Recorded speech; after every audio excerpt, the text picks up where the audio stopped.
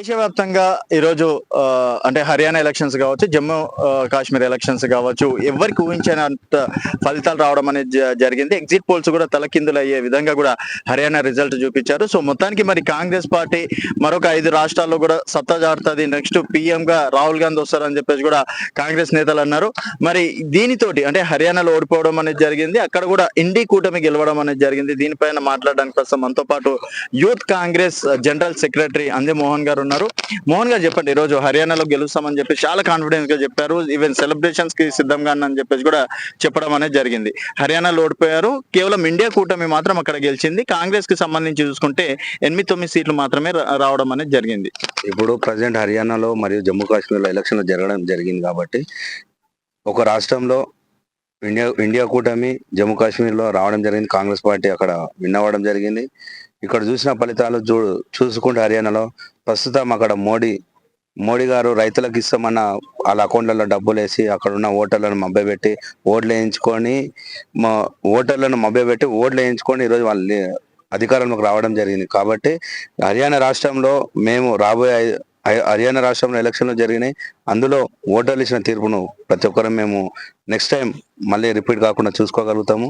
కాకపోతే ఇంకోటి 2 రాష్ట్రాల్లో ఎలక్షన్లు జరగడం వలన ఇండియా కూటమి ద్వారా జమ్మూ కాశ్మీర్లో మేము మెజారిటీతో గెలవడం జరిగింది. కాబట్టి ముందుగా అక్కడ ఉన్న కాంగ్రెస్ నాయకులకు, కష్టపడ్డ యువజన కాంగ్రెస్ నాయకులకు కూడా శుభాకాంక్షలు తెలియజేస్తూ ఇక్కడ హర్యానాలో జరిగిన ఎలక్షన్లకు మరియు అక్కడ ఉన్న మోడీ ప్రభావం ఖచ్చితంగా మోడీ యొక్క ఆయన ఇచ్చిన హామీలను ఖచ్చితంగా నెరవేర్చి 2 కోట్ల ఉద్యోగాలు ఇస్తామన్నారు ప్రతి సంవత్సరం. ఈ రోజు వరకు ఎవరు కూడా ఒక ఉద్యోగం కూడా ఇవ్వలేను. రాబోయే రోజుల్లో 5 రాష్ట్రాలలో ఎలక్షన్లు జరుగుతున్నాయి. దాని ఖచ్చితంగా కాంగ్రెస్ మహారాష్ట్రలో కానీ జార్ఖండ్లో కానీ ఖచ్చితంగా కాంగ్రెస్ అధికారంలోకి వస్తుంది, అధికారంలోకి రాబోతుంది. మా మా రాహుల్ గాంధీ గారు కూడా ప్రధాని కాబోతున్నారని చెప్పేసి తెలియజేయడం జరుగుతుంది. అదే ఇప్పుడు హర్యానాలో ఇంతే కాన్ఫిడెన్స్ గా ఉన్నారు. తీరా చూస్తే ఇప్పుడు మహారాష్ట్ర మీద కూడా మీరు ఇంతే కాన్ఫిడెన్స్ చెప్తున్నారు. మహారాష్ట్రలో కూడా కొన్ని సర్వే సంస్థలు ఇప్పటికీ బీజేపీకి అనుకూలంగా ఉన్నాయని చెప్పేసి అంటున్నారు. ఎన్డీఏ కూటమి ఇప్పుడు బీజేపీకి అనుకూలంగా ఉన్నాయని చెప్పేసి చెప్పడం జరుగుతుంది. కాబట్టి కాకపోతే అక్కడ ఉన్న కాంగ్రెస్ నాయకులు కానీ ఇప్పుడు శివసేనతో పొత్తు ఇండియా కూటమి ఉంది. ఇప్పుడు ఆ సర్వేలు కూడా ఎందుకు చెప్తున్నాయి కొన్ని ఛానల్స్ అంటే ఇప్పుడు అధికారం దేశవ్యాప్తంగా అధికారం ఉన్నది బీజేపీ. కాబట్టి ఆ అమిత్ షా గారికి కానీ అక్కడ ఉన్న ప్రధానమంత్రి మన మోదీ గారికి కానీ భయపడి కొన్ని సర్వేలు చెప్పడం జరుగుతుంది. ఆ సర్వేలన్నీ పక్కన పెట్టి మేము గ్రౌండ్ ఇక్కడ తెలంగాణలో ఏ విధంగా అయితే అధికారంలోకి వచ్చినామో రాబోయే రోజుల్లో 5 రాష్ట్రాల్లో కూడా ఖచ్చితంగా కాంగ్రెస్ అధికారంలోకి వస్తుంది. మా రాహుల్ గాంధీ గారు ప్రధానమంత్రి అవుతున్నాడు. తెలంగాణ విషయానికి వస్తే హైడ్రా వల్ల చాలా మంది పేదవారు ఇబ్బంది పడుతున్నారు. సో ఆ పాపం అంతా కాంగ్రెస్ అని చెప్పేసి బీఆర్ఎస్ బీజేపీ అంటున్నాయి. ఎందుకు పేదవారిని మరింత నరకం చూపిస్తున్నారు? బీజేపీ బీఆర్ఎస్ ఇదే 10 సంవత్సరాలు ఇదే కేసీఆర్ గారు కేటీఆర్ గారు వాళ్ళే ప్రెస్ మీట్లు పెట్టి మూసి పక్కన ఉన్న పేదలకు ఇంత మూసి ఇంత కబ్జాకు గురైంది, నాలాలు ఇంత కబ్జాకు గురైనవి అని చెప్పేసి చెప్పడం జరిగింది కదా. ఈ రోజు మా రేవంత్ రెడ్డి మా గౌరవ ముఖ్యమంత్రి గారు తీసుకున్న డిసిషన్ మేము 100% మేము ప్రతి ఒక్కరు అప్రిషియేట్ చేస్తున్నాము, యాక్సెప్ట్ చేయగలుగుతున్నాము. సరే ఈ రోజు అంటే బాధపడుతున్నారు ప్రతి ఒక్క పేదవారికి అక్కడ నిజమైన ఎవరైనా నివాసులు ఉండి ఎవరు కూడా బాధపడట్లేదు. వీళ్ళు ఏదో రాజకీయం పబ్బం గడుపుకోవాలని చెప్పేసి ఈ రోజు వాళ్ళు ఏదో వాళ్ళ పబ్బం గడుపుకొని రాజకీయం చేయాలని ఏదో కుట్రాల ద్వారా ఇదే బీజేపీ వాళ్ళు అంటున్నారు కదా, ఇదే రఘునందన్ రావు కానీ అరవింద్ గారు కానీ వాళ్ళు యాక్సెప్ట్ చేస్తున్నారు. వాళ్ళ రాజకీయ కుటీలం అన్ని పక్కన పెట్టి మా గౌరవ ముఖ్యమంత్రి గారు ప్రతి ఒక్క మిత్రపక్షాన్ని ప్రతిపక్షాలు అందరిని వచ్చి వాళ్ళ సలహాలు ఇచ్చి ఇప్పుడు ఎవరైతే ఉన్నారో నష్టపోయిన వారికి ఏ విధంగా సాయం చేయడానికి మేము సిద్ధంగా ఉన్నాం. వారందరూ వచ్చి కూడా వాళ్ళకు ముఖ్యమంత్రి గారికి సలహా సూచనలు ఇస్తే మేము దాన్ని బట్టేసి పెద్దలు అంటే స్వయంగా వారి అన్నగారి ఇల్లే ఉంది ఎఫ్టీఎల్ జోన్ పరిధిలో. తర్వాత రీసెంట్ గా కేవీపీ గారిది కూడా ఉందని చెప్పేసి అన్నారు. బడాబాబుల పైన ఎందుకు చర్యలు మన రేవంత్ రెడ్డి గారి బ్రదర్ తిరుపతి అన్న గారిది ఉందని చెప్పేసి చెప్తున్నారు కదా. తిరుపతి అన్న డైరెక్ట్ స్టేట్మెంట్ ఇచ్చారు కదా, నాది ఎఫ్టీఎల్ లో ఉంది అంటే కూల్ చేయండి అని చెప్పేసి ఆయన బహిరంగంగా ప్రెస్ ముందు వచ్చేసి కూలగొట్టండి అని చెప్పారు. ఇప్పుడు అదే కేటీఆర్ కు అని ఇప్పుడు హరీష్ రావు కూడా వాళ్ళు మాట్లాడుతున్నారు కదా, వాళ్ళు ధైర్యంగా పోయి ఎఫ్టీఎల్ లో ఉందంటే కూలగొట్టమని వాళ్ళు కూర్చోమని చెప్పండి ఇంటి ముందు పోయి. ఇప్పుడు FTL లో ఉంది అంటే FTL లో కానీ నానాల్లో కానీ కబ్జాలో ఉందని చెప్పేసి వాళ్ళ తన ఉంటే జీవో ఉంటే ఖచ్చితంగా కూలగొట్టడం మా రేవంత్ రెడ్డి గారు ముఖ్యమంత్రి గారు ఒకటే చెప్పడం జరిగింది. తన మన అంటూ ఎవరు లేరు. ఈ హైడ్రా దానికి చట్టబద్ధత కూడా కల్పించడం జరిగింది నిన్న మొన్ననే. ఖచ్చితంగా ఇప్పుడు జిల్లాలో కూడా వ్యాపించడానికి ముందుంది అని చెప్పేసి తెలియజేయడం ఇప్పటి జరుగుతుంది. వరకు రైతు బంధు వేయలేదు, ఇప్పటి వరకు రైతు బంధు వేయలేదు. బతుకమ్మ చీరలు వస్తుండే, బతుకమ్మ చీరలు రాలేదు.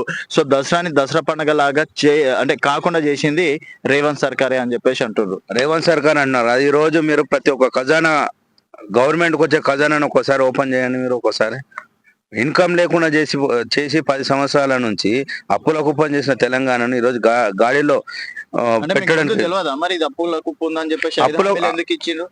5 హామీలు ఇచ్చిన 5 హామీలలో మేము 4 హామీలు ఆల్రెడీ నడుస్తూనే ఉన్నాయి కదా. ఎక్కడ సార్? ఇంకా ఎవరికి రాలేదు ఎందుకు అంటే? రాలేదు?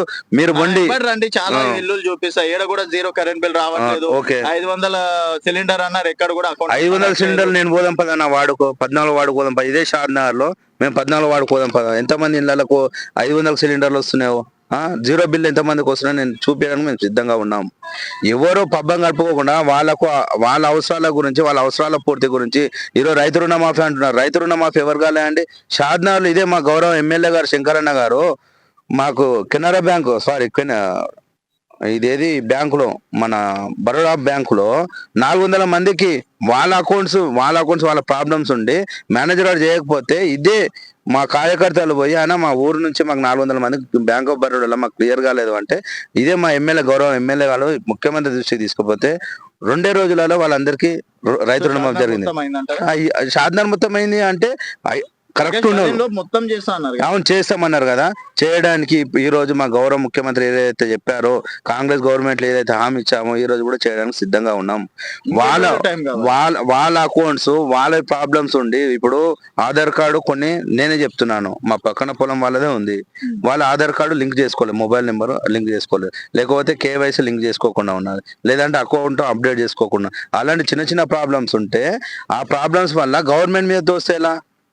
ఇప్పుడున్న గవర్నమెంట్ మీద దోసేలా? ఇప్పుడు కలెక్టరేట్ లో కూడా అది ఓపెన్ చేశారు. వాళ్ళకి ఏమైనా ప్రాబ్లమ్స్ ఉండి ఏమైనా ఉంటే గవర్నమెంట్ అనుకోవడం. రైతు బంధు చేస్తారండి. ఇప్పుడు గవర్నమెంట్ కు ఒకదాని తర్వాత స్టెప్ బై స్టెప్ చేసుకుంటూనే పోతున్నారు. ఇప్పుడు గవర్నమెంట్ వచ్చినప్పుడు బీఆర్ఎస్ గవర్నమెంట్ పోయిన తర్వాత కాంగ్రెస్ గవర్నమెంట్ వచ్చినప్పుడు అకౌంట్ ఓపెన్ చేసి చూస్తే 2 లక్షల రూపాయలు ఉన్నాయండి. వైన్ స్టెండర్ వేసిండు. వైన్ స్టెండర్ వేసినాక ఎన్ని కోట్ల రూపాయలు తీసుకొని పోయిండు? అవన్నీ తీసుకుపోయి ఎలక్షన్ లో ఫైట్ చేసిండు. ఎవరు? కేసీఆర్. ఈ రోజు మాట్లాడుతున్నారు.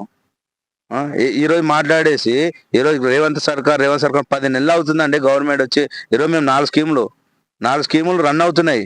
5 స్కీములలో 4 స్కీములు రన్ అవుతున్నాయి. వస్తాయి రాంగరంగా వచ్చే రోజులలో ఖచ్చితంగా ప్రతి ఒక్క అర్హునికి మేము గ్రామ స్థాయిలో ఏ విధంగా అయితే మేము కాంగ్రెస్ గవర్నమెంట్ నెక్స్ట్ స్థానిక సంస్థల ఎన్నికల్లో దెబ్బపడదు ఖచ్చితంగా చేస్తాం. స్థానిక సంస్థల ఎలక్షన్ల లోపల ప్రతి ఒక్కరికి చేస్తున్నాము. అవకాశం ఉన్న రైతు గాని అవకాశం ఉండదు, 100% ఉండదు. రాబోయే రోజుల్లో బీఆర్ఎస్ ఎక్కడ ఉందండి? బీఆర్ఎస్ గవర్నమెంట్ కాదు, బీఆర్ఎస్ అనే నేమే ఉండకుండా అయిపోతుంది. చూడండి మీరు రాంగ్. సో బీజేపీ అనేది మత కలహాలకు మత సమస్యలకు వ్యతిరేకంగా ఉండి నువ్వు హిందువు నువ్వు ముస్లిం అని చెప్పేసి మత కలహాలను పెట్టేసి ఏదో పబ్బం గడుపుకొని హిందువులను ఓట్ల గురించి చేసుకోవడం జరుగుతుంది. మొన్న చూసారుగా కాంగ్రెస్ మన ఎలక్షన్ లో 2024 ఎలక్షన్ లో చూసారుగా బీజేపీ పరిస్థితి ఏముందని చెప్పేసి.